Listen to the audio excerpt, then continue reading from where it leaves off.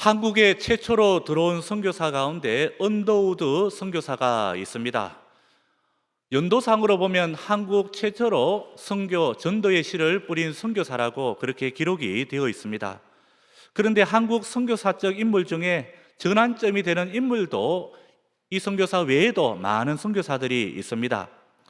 그런데 오늘 먼저 이 언더우드 선교사를 한번 보게 되면 언더우드 선교사가 어떻게 우리나라에 들어오게 되었는가, 그 동기를 우리가 한번 생각해 볼 수 있는데, 언더우드는 신학교에 다닐 무렵에 일본 선교사였던 알트맨스 박사로부터 한국에 대한 소식을 듣고 한국의 선교사로 가기로 결심을 합니다. 그는 미국 장로교 선교부에 청원서를 냈으나 그 당시에 미국 선교부는 한국의 배타적인 하나의 사고방식 때문에 가지 말라, 시기상조라는 이 신중론을 세워서 가지 못하게 하였습니다. 그리고 선교를 가더라도 예산도 세우지 않겠다, 이런 말을 하였습니다. 그가 수차례에 걸쳐 간청하였으나 결과는 번번이 조금만 기다려라, 이런 하나의 응답뿐이었습니다. 그리고 다시 한번 열정적으로 간청을 하였다고 합니다. 저를 한국의 선교사로 보내주십시오. 누구든 간에 한국에 가야 됩니다.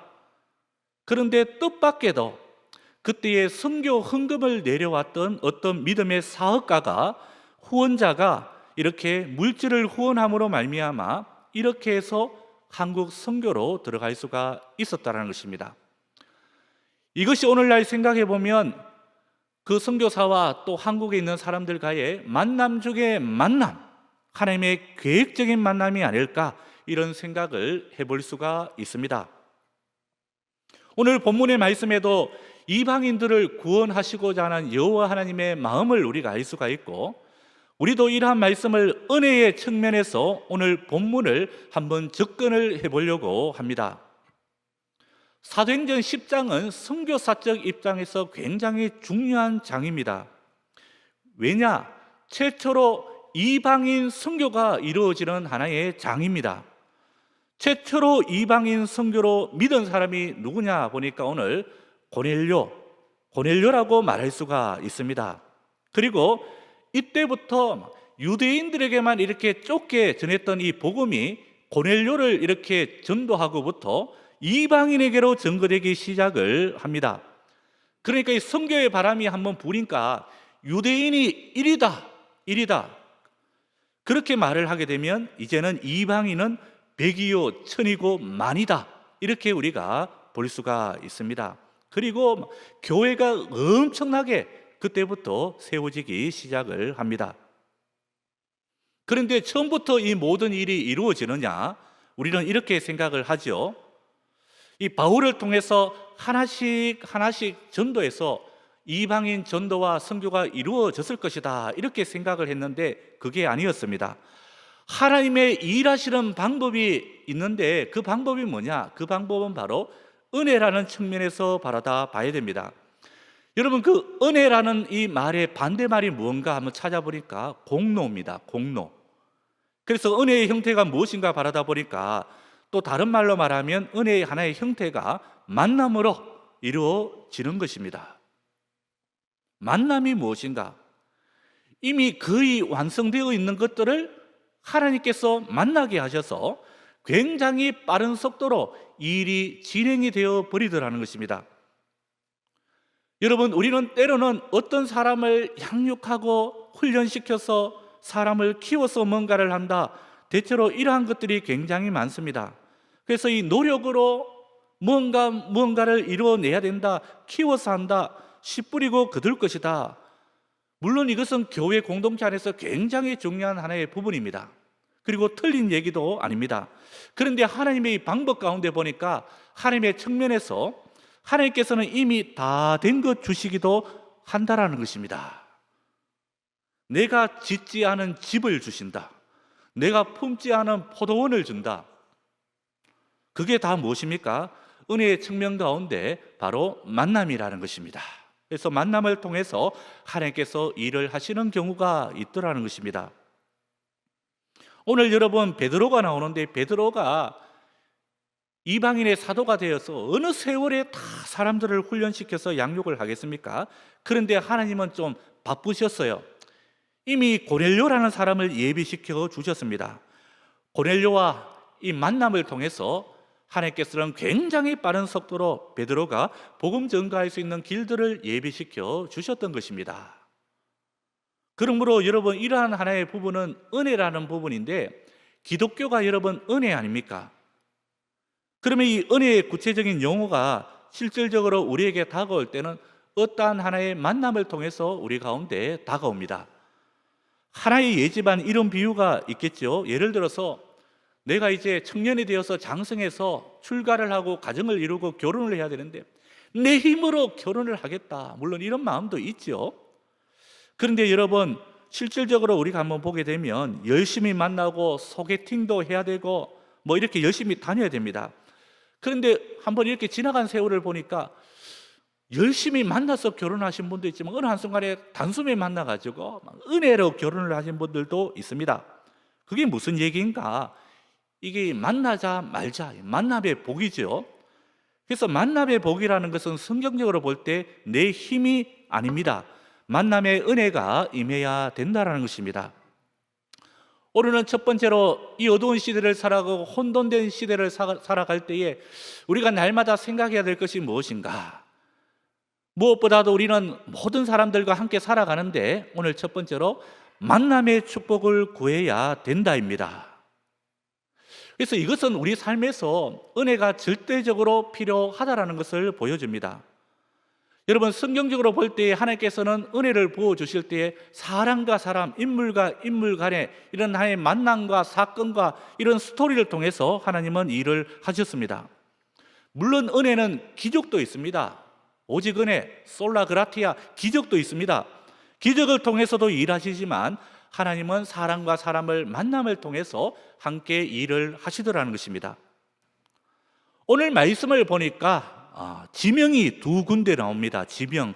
이 지명은 좀 외워둘 필요도 있고요. 이스라엘 지도 그러면 여러분 잘 아시는 분은 욥바라는 이 지도 가운데 이 도시를 아실 것입니다. 욥바.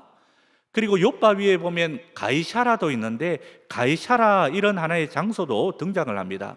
오늘 보니까 이 욥바에 베드로가 있었습니다. 욥바는 보면 그 지중해에 있는 하나의 항구 도시죠. 욥바. 그리고 오늘 보니까 이스라엘에는 항구가 있었는데요.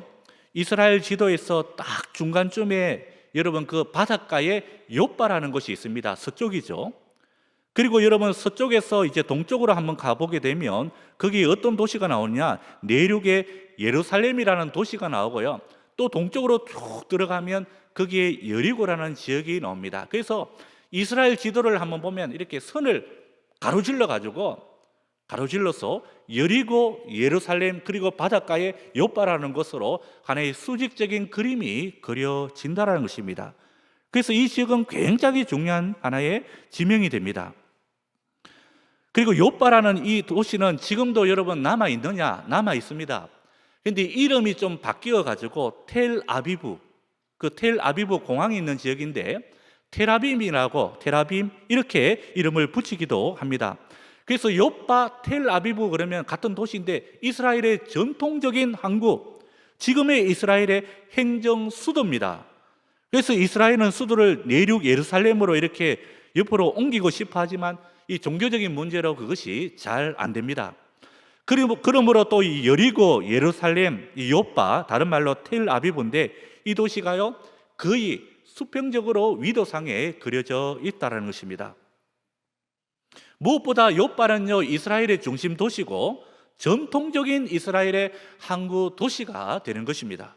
언제부터 나오느냐 보면 얼마나 오래되었는지 한번 찾아보면 여호수아 19장 46절에 보니까 욥바 맞은편 경계까지라 이런 말이 나옵니다. 그러므로 여호수아 시대도 그랬고 모세 시대에도 이 욥바라는 지명, 오늘날 텔아비브 이 지명이 계속해서 등장을 하더라는 것입니다. 그래서 오래된 지명이고 오래된 도시 가운데 하나의 도시입니다. 그리고 중요한 것은 요나가 다시스 타시스, 스페인으로 도망을 칠 때에, 마드리드 항구로 도망을 칠 때에 여기서 배를 타고 갔다, 이 항구에서 배를 타고 갔다, 이렇게 기록이 되어 있습니다. 그래서 이스라엘의 항구는 욥바입니다. 그러므로 이 욥바는 이스라엘의 항구이기 때문에 굉장히 중요한 도시고, 그런데 이제 나중에 로마가 이스라엘을 점령하고 난 다음에 이 항구가 욥바라는 곳이 굉장히 작아 보였습니다. 로마인들이 보기에는. 그래서 로마는 대형 엄청난 군함들을 많이 가지고 있었기 때문에 항구를 한번 새롭게 만들고 싶어 했다라는 것입니다. 구항만이 아니라 신항만을 만들고 싶어 했는데, 그래서 이제 욥바에서 북쪽으로 좀 올라가서 시돈 땅과 경계선 사이에 황제 이름을 따가지고, 카이사르 황제 이름을 따가지고 가이샤라, 이런 항구를 만들었다는 것입니다. 그러므로 나중에 바울이 로마로 압송되어 갈 때 배를 어디서 타고 갔느냐, 사도행전에 한번 기록을 찾아보면 가이사라에서 배를 타고 갔다 기록이 되어 있고요. 로마 총독이었던 그 빌라도 아시잖아요.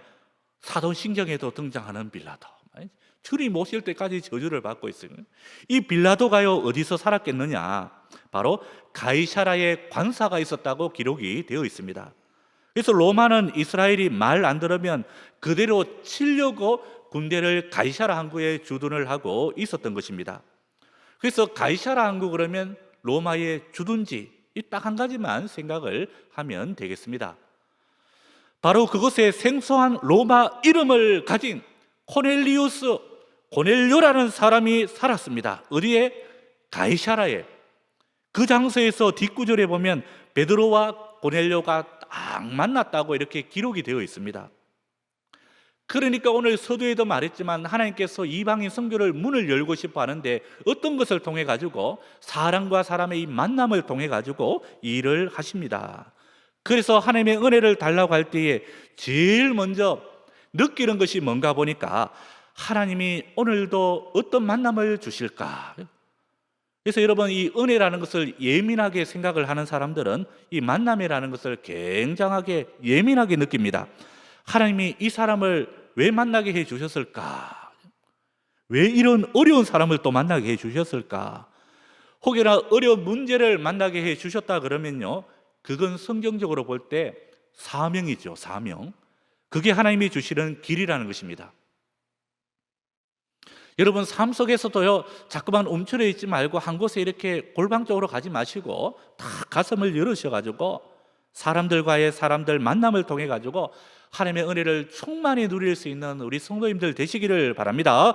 그러므로 우리는 노력으로 일도 해야 되겠지만 한편으로 보니까 성경적으로 어떻게 일을 하셔요? 은혜로 일을 합니다. 만남을 통해서 일을 합니다. 만남의 뜻이 있다는 것을 우리가 한번 깨닫고 삶의 지표도 함께 세워지고 은혜도 충만히 누릴 수 있는 우리 모든 성도님들 되시기를 바랍니다.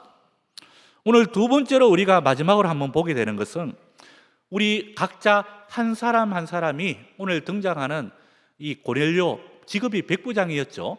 백부장의 리더십을 배워야 됩니다. 여러분, 인간의 능력은 한계가 있다고 그러죠. 너무 욕심을 부리지 말고 우리가 최고치까지 올라갈 수 있는 이 리더십은 100명을 다루는 법을 배워야 됩니다. 교회적으로 볼 때, 오래전 교회 전통으로 볼 때 100명을 다룰 수 있는 법을 처음 만든 게 뭐냐? 교회 안에 이 셀 제도죠. 어떻게 보면 리더, 권찰 제도가 아니겠습니까? 그래서 구역에 권찰 한 명 한 명 이렇게 구역마다 2명씩을 세워놨는데, 그래서 권찰들 한 명이 감당할 수 있는 사람들이 흔히 말할 때, 정확한 수는 아니지만 교회적으로 볼 때 한 100명 정도, 100명. 그래서 이 권찰을 우리 교회에서는 뭐 모세혈관이다, 다른 말로 말하면 백부장이다. 굉장히 중요하죠. 그런 것들이 초창기에 바로 이 장면을 통해 가지고 교회 안에서 세워진 것입니다. 그래서 교회가 몇천 명이 되었던 만 명이 되었던 간에 한 구역 안에 권찰을 통해서 100명만 딱 지키도록 세워놓으면 만 명이 되어도 교회가 흔들리지 않는다. 그게 어디서 나왔느냐? 바로 로마의 군대 조직에서 이것이 나온 것입니다. 항상 200명이 아니고 100명. 내가 어떻게 100명을 조직할 수 있고 100명과 커뮤니케이션을 할 수 있을까? 100명과 동기부여가 할 수가 있고 100명과 대화를 할 수가 있고 100명과 어떻게 우리가 관계를 맺고 일할 수 있는가? 그래서 이 100명을 우리가 잘 다룰 수 있는 것이 굉장히 중요하더라는 것입니다. 교회도 마찬가지입니다. 그래서 여러분, 이렇게 하나의 리더십을 세우는 것이 하나의 교회가 지표가 되었던 하나의 시대가 있었습니다. 그래서 공동체의 변화도 그러하고요. 로마라는 나라는 오랫동안 역사 안에 남아 있을 수 있었던 이유가 무엇인가? 로마의 그 시대를 한번 살펴보면 로마가 굉장히 깁니다. 뭐 1000년까지는 못 갔지만 약 900년까지 이 로마가 갈 수 있었던 비결이 뭐냐? 동로마, 서로마가 이렇게 갈라지기 전까지 이 로마가 계속해서 흘러갈 수 있었던 비결이 뭔가? 그것을 한번 찾아보니까 여러 가지 이유도 있었겠지만 그 로마 시대 한번 보시죠. 황제들, 그 삐리삐리한 황제들 얼마나 많습니까? 그거 안 좋은 황제들도 많았는데 역사가 오래 갈 수 있었던 이유가 무엇이냐? 로마 안에는 백부장 제도가 있었기 때문에 그렇습니다. 그래서 여러분, 군대라는 것을 헬라어 그리스어로 레기온이라고 이렇게 표기를 하고요. 레기온, 군대라는 조직이요, 보통 여러분 한 6,000명씩 이렇게 세우는데요, 이 6,000명이 일사불란하게 움직일 수 있었던 이유가 무엇인가 보니까 10부장도 아니고 1000부장도 아니고 백부장, 즉 그들이 다루는 60명이 있었다는 것입니다. 6,000명 안에 60명씩의 백부장죠, 100분의 1. 그 60명을 그들이 책임을 졌다는 것이죠. 그래서 여러분, 이 백부장이 정말 사관 생도처럼 엄청난 훈련을 이겨내고 어디에 배치가 되느냐, 어디에 감당할 수 있느냐, 거기에 따라서 이 로마 군대가 바로 설 수가 있었던 것입니다. 오늘 이렇게 백부장을 많이 설명하는 이유는 고넬료의 직업이 백부장이었습니다. 성경에서 찾아봐도 백부장이라고 나온 사람 중에 나쁜 사람은 한 명도 없습니다. 여러분 집에 가서 한번 보십시오. 백부장 중에 성경에서 등장하는 사람, 나쁜 사람은 한 명도 없어요. 마태복음 8장에 보니까 또 백부장이 거기에 나오죠. 자기 하인의 그 중풍병을 고쳐달라고 그럽니다. 이 백부장이. 예수님이 가서 고쳐줄게 그랬더니 오실 것 하나도 없습니다. 예수님 명령만 내려달라고. 나도 내 밑에 부하가 있는데 가라 그러면 가라 그러고 오라 그러면 오겠습니다. 예수님 안 가셔도 됩니다. 그냥 이 장소에서 말씀만 하시옵소서. 그래서 예수님이 엄청난 칭찬을 하지 않습니까? 이스라엘 땅 안에서 이만한 믿음을 가진 사람은 한 번도 본 적이 없다고 예수님이 그 말을 한마디 던지십니다. 그래서 여러분, 대구에서 기도하면요, 서울에서도 병이 낫는다. 그죠? 서울에서 기도하면 LA에서도 병이 낫는다. 그런 개념 아닙니까? 갈 것 없습니다. 그죠? 말씀만 하시옵소서. 백부장을 굉장히 높이 평가를 했습니다. 또 하나는 백부장이 성경에서 나오는 경우가 예수님이 십자가를 지실 때에 무덤이 확 열리고 막 휘장이 찢어지고 그랬습니다. 그때 이름도 없는 한 백부장이 말을 하였습니다. 딴 사람은 다 거절을 하였는데 이 백부장은 이는 실로 하나님의 아들이었다. 다른 성경에 보니까 진실로 이 사람은 하나님의 아들이었다. 열린 마음으로 받아들였습니다. 또 백부장이 어디 등장하는가 보니 사도행전 27장에 보면 그때 이제 바울이 로마로 압송이 되어 가는데 해상에서 유라굴로 강풍이 불었는데 그때에 그 배에 호송 책임자가 이름이 멋있어요. 율리오라는 백부장이었습니다. 그 백부장 때문에 바울이 살아났습니다. 그리고 여기 있는 죄수들 다 죽인다 그럴 때에 생명을 귀하게 여겨야 된다, 이 말 한마디를 날리고 죽이면 안 된다, 이 말을 그 백부장이 했습니다. 그래서 이것을 계기로 유라굴로 강풍 속에서 276명이 다 살아나는 놀라운 일이 있었습니다. 그래서 그 백부장의 배 안에서 리더십으로 인해서 배 안에 한 사람도 강풍 때문에 죽지 않았습니다. 다 살아났습니다. 물론 바울이 도왔기 때문에 그럴 수도 있는데요, 이 백부장이 보니까 배의 선장이 아니라 바울을 선택하고 또 바울을 굉장히 지혜로운 사람으로 믿고 나중에는 주님을 영접하는 놀라운 일이 벌어졌습니다. 그래서 여러분, 중요한 것은 정말 위에 한 3명의 백부장을 한번 이렇게 예로 한번 들어봤는데 이 백부장의 모습이 우리에게도 있어야 된다는 것입니다. 사실 오늘 교회 안의 훈련도 어떻게 보면 이 보여주기식 훈련이 많이 보여지고 있는데 본질적인 것은 흔히 말하면 리더십을 세울 수 있는 하나의 훈련들, 이 백부장의 훈련들을 우리가 잘 세워나가는 것이 굉장히 중요합니다. 작고한 스티브 잡스도 그의 밑에 있는 창의적인 신실한 100명의 사람이 있었다고 그러지 않습니까? 그 사람들을 통해서 훌륭한 신제품들이 잘 만들어지고 이 회사 애플이 잘 경영되어지는 놀라운 일들이 벌어졌습니다. 그러니까 절대로 여러분 많은 사람이 모여든다고 해가지고 회사가 이거 잘 굴러가는 것들도 아니더라는 것입니다. 저는 이방 선교의 첫 번째 대상으로 하나님께서 고넬료를 선택했다라는 것이 큰 의미가 있다고 생각을 합니다. 우리도 여러분 하나님께서 추천하기 위한 인생이 되기 위해서는요, 백부장의 모습, 그리고 이러한 하나의 신앙적인 모습, 다른 말로 말하면 신앙적인 하나의 리더십이 우리 가운데 있어야 된다고 생각을 합니다. 오늘 구체적으로 들어가 보면 백부장 고넬료에게는 첫 번째로 영성이 있었습니다. 1절, 2절, 가이사라에 고넬료라 하는 사람이 있으니 이달리아 부대라 하는 군대의 백부장이라. 그가 경건하여 온 지방과 더불어 하나님을 경외하며 백성을 많이 구제하고 하나님께 항상 기도했더니, 그러니까 이 구절은요 보면 경건했다, 경외했다, 이웃을 구제하고 항상 기도했다. 이것이 바로 신앙입니다. 신앙. 영성이 아주 좋았다라는 것을 이 두 구절을 통해 가지고 우리가 한눈에 볼 수 있습니다. 하나님과 동행하는 인생이었고, 여러분 하나님과 동행하면 인생이 어떻게 강건해집니까? 어떻게 건강해집니까? 창세기 39장에 보니까 요셉이 보니까 팔려갔든지 죄수가 되었든지 감옥에 있든지 위치에 관계없이 하나님과 함께 항상 동행하니까 어떻게 되었습니까? 형통한 자가 되었다, 이렇게 나옵니다. 바로 그 스토리와 동일한 것입니다.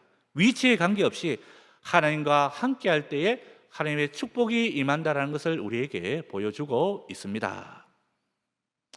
하나님과 함께 동행하지 않으면 3일 길 갈 거 40년이 걸릴 수도 있습니다.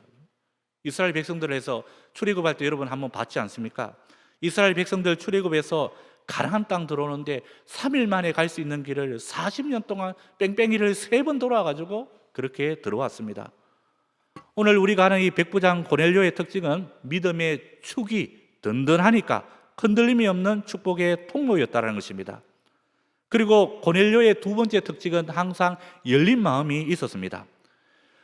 여러분, 이 고집불통 가정은 어떤 일도 마찬가지고요, 하나님의 일을 할 수가 없습니다. 왜냐하면 마음이 이게 열려 있어야 되는데, 열려 있어야 사명을 우리가 갖출 수가 있습니다. 마음이 열려 있으니까 하나님의 사자가 말하는 대로 곧바로 사람을 보냅니다. 7절과 8절에 마침 말하던 천사가 떠나매 고넬료가 집안 하인 둘과 부하 가운데 경건한 사람 하나를 불러 이 일을 다 이루고 욥바로 보내리라. 열린 마음으로 이러한 하나의 순종이 있었습니다. 그래서 이 열린 마음이라는 것을 한번 찾아보니까 이 마음은 하나님을 만나기 전까지는 이 마음을 가질 수 없다, 이런 하나의 표현도 있고요, 그리고 하나님과 자주 만날 때 우리는 열린 마음이 될 수가 있다고 했습니다. 오늘 이 고넬료의 또 이 사람의 한번 특징을 한번 보니까 이 사람은 흐름을 만드는 자입니다. 흐름 아시죠? 하나님께서 쓰시는 사람, 하나님께서 데려다 쓰시는 사람, 이 픽업하는 사람들은요 보니까 특징이 있는데 혼자 가지고 있지 아니하고 흐르게 만드는 이런 하나의 특징을 가지고 있더라는 것입니다. 그래서 예배가 흐르도록 만들어야 되겠죠. 예배가 흐르도록. 오늘 예배를 드렸지 않습니까? 이 본당 안에서만 닫혀 있는 것이 아니고 오늘 예배를 드림으로 우리 가정의 사업장으로 일터의 삶의 영역으로 우리 나라 안에 이 예배가 흘러 들어가야 되지 않겠습니까? 흐른다. 저 뒷부분에 잠깐 한번 참고를 해보면 될 것 같아요. 오늘 분량은 아니지만 살짝 한번 보면 그 10장 24절을 한번 가보게 되면 10장 24절을 보니까 이튿날 가이사라에 들어가니 고넬료가 그의 친척과 가까운 친구들을 모아 기다리더니, 베드로가 욥바에서 온다고 그러니까 전하는 말씀 들으려고 친척과 친구들까지 다 불러 모았다라는 것입니다. 누가요? 고넬료가. 왜냐? 우리 가정뿐만 아니고 내 친척까지 흐르도록 만들기 위해 가지고. 그래서 짧은 시간 안에 함께 할 수 있는 비결이 사람들 모으는 거죠. 예배 말씀을 내 가정뿐만이 아니라 친척과 심지어 친구들까지도 흐르게 만들려고 하는 이 고넬료의 모습, 그랬더니 모인 모든 사람이 성령 충만함을 받았다고 이렇게 기록이 되어 있습니다. 그래서 좋은 것은, 우리가 교회 안에서 좋은 것은 항상 동참을 시키고 또 이것을 통해 가지고 흐르도록 만들어야 되는 것입니다. 혹시나 교회 예배가 너무너무 좋다 그러면 누군가를 데려와야 되겠죠. 왜요? 영적인 기쁨을 흐르게 만들어야 되겠습니다. 그런데 이게 쉬운 것 같아도 이것이 어렵습니다. 그러므로 이 고넬료는 이것이 어렵지만, 이 모으는 것이 쉽지가 않잖아요. 한 명 한 명 이렇게 전도하는 것이 쉽지가 않아요. 이것이 고넬료는 어렵지만 이것을 묵묵하게 감당하는 사람이었습니다. 그래서 여러분, 하나의 적용점이 생기죠. 예수는 혼자 믿는 것이 아니다. 떼거리로 몰려다니는 것입니다. 함께 할 때 큰 기쁨과 큰 능력이 있더라는 것입니다. 오늘 기도하실 때도 제가 뒤에서 탁 들었을 때에 우리 장례 집사님이 함께 웃고 함께 울라, 이 대목을 거론하셨죠. 함께 할 때 큰 기쁨과 큰 능력이 있더라는 것입니다. 로마서에 이 말씀이 있죠. 물도 고인물이 섞듯이 물은 막 무조건 흐르게 만들어야 됩니다. 흐르게 만들어야 되고, 믿음도 혼자만 가지고 있으면 안 되고, 혼자만 가지고 있으면 자아중심적으로 섞기 마련입니다. 모든 것은 흐르도록 만들어야 됩니다. 혈액순환이 잘 돼야, 건강해야 여러분 몸이 건강하다 그러지 않습니까? 혈액순환, 우리는 예수님을 담아두지 마시고 잘 흐르도록 만드는 우리 모두가 되시고 또 우리 가정들이 되시기를 바랍니다. 흐름이 있으면 여러분 또 정화도 된다고 그러죠. 혈액이 자꾸 흐르고 흐를 때 자동적으로 정화도 돼요. 아무리 혼탁한 물이라 그래도 1km 정도 이 물이 내려가면 자동적으로 정화가 된다고 그러지 않습니까? 흐름이 있으면 우리 가운데 확신을 또한 갖게 됩니다. 확신이 있으면 여러분 성장이 있고요. 그래서 모든 좋은 것들이 있다 그러면 흐르게 만들어야 돼요. 나쁜 것은 말고 좋은 것은 흐르도록 만들어야 되고, 그래서 여러분 사탄마귀가 하는 방법 중에 제일 심한 방법이 있죠. 교회의 흐름을 딱 막아버리는 거죠. 딱 막아버리는 거. 손끝 발끝이 차면 여러분 심장이 안 좋을 가능성이 크다고 그러죠. 우리 몸도 하물며 하나님께서 이렇게 만들어 놓으셨는데 우리도 인생 가운데 흐르는 모습으로 살아가시기를 바랍니다. 정체가 아니라 흐름입니다. 이러면 차 운전할 때 정체될 때 제일 화가 나잖아요. 그치? 흐르도록. 오늘 말씀을 정리하면서 다시 한 번 더 우리는 위에 몇 가지들을 한번 이 고넬료의 좋은 모습을 바라다 보면서 이러한 세 가지 정도를 우리가 붙들 수 있는 우리 모두가 되어야 되겠습니다. 오늘 이것을 가지고 이 백부장의 좋은 모습을 가지고 백부장의 리더십이라고 그렇게 말할 수 있습니다. 어떤 것입니까? 하나님과 동행하는 것, 그리고 열린 마음, 그리고 마지막은 흐름, 통로. 이 세 가지가 있으면요 100명도 아니라 나라 전체도 이끌어갈 수가 있더라는 것입니다. 1000년 가까이 역사를 써내려가는 로마가 그렇게 오랫동안 강력했던 이유가 무엇이라고 그랬습니까? 그 나라 안에 백부장 제도가 있었기 때문에 그러했습니다. 그러니까 성경에도 그 유명한 백부장이 나오지 않습니까? 이방인의 선교 단초가 열릴 수 있었던 계기는 베드로의 모습도 중요하지만 백부장 고넬료가 꼭 있었다는 것을 기억하시고 우리도 이렇게 거룩하고 아름다운 인생을 걸어갈 수 있는 우리 대구 동부교회 성도님들 다 될 수 있기를 이 시간 간절히 축원합니다. 기도드리겠습니다. 하나님 아버지, 오늘 우리 사랑하는 성도님들 이 자리에 나왔습니다. 한 분 한 분 그 이름들 꼭 기억하여 주시고 주일 예배 가운데 하나님 아버지 그 마음속에 다시 한 번 더 회복되는 역사가, 변화되는 인생, 다시 한 번 더 이 말씀을 통해서 주님 앞에 크게 쓰임받는 우리 귀한 성도님들 다 되게 하여 주시옵소서. 우리 구주 예수님의 이름으로 기도드리옵나이다. 아멘.